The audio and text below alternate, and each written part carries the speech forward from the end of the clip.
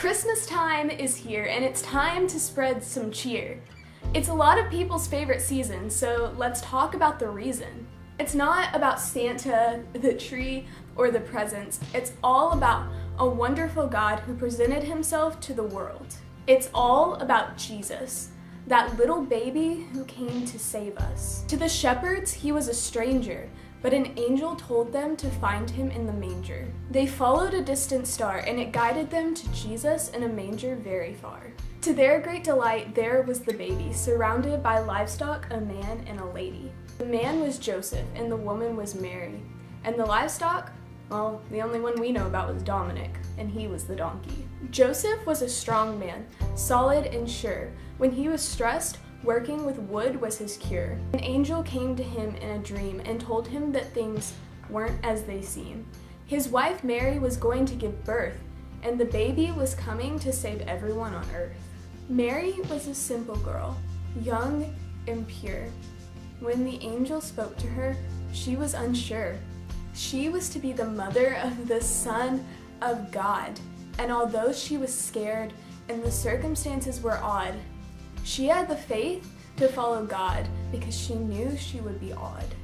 Because of their faithfulness, God knew that they wouldn't be any less than great parents of his Son, heaven's blessed. Now we know that God's timing is perfect, but listen to this. Right around this time, the king declared a census. So Mary and Joseph had to take a journey. They traveled hundreds of miles in a hurry. And by the time they reached Bethlehem, it was time to meet their baby. They searched and searched, but there was no place to rest. However, there was a stable, a place for the lowliest. So there in a manger, the Son of Man was born. Can you imagine that joy on the first Christmas morn? A year or so later, the wise men came to meet Jesus. They brought him gifts like gold, frankincense, and myrrh. Mary and Joseph had to be amazed for sure. Herod was amazed as well, and the news from the wise men caused the king to have a spell. He sent out a demand to kill, and that caused a lot of fear. The family had to flee to make sure their son was in the clear. So why all this hype about a little baby boy?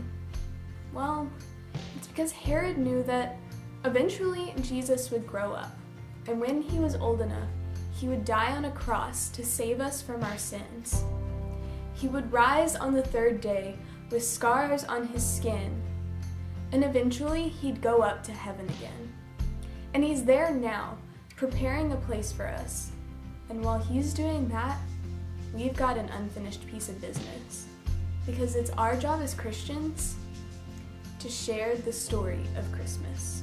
Thank you all so much for watching. I love you very much. Merry Christmas.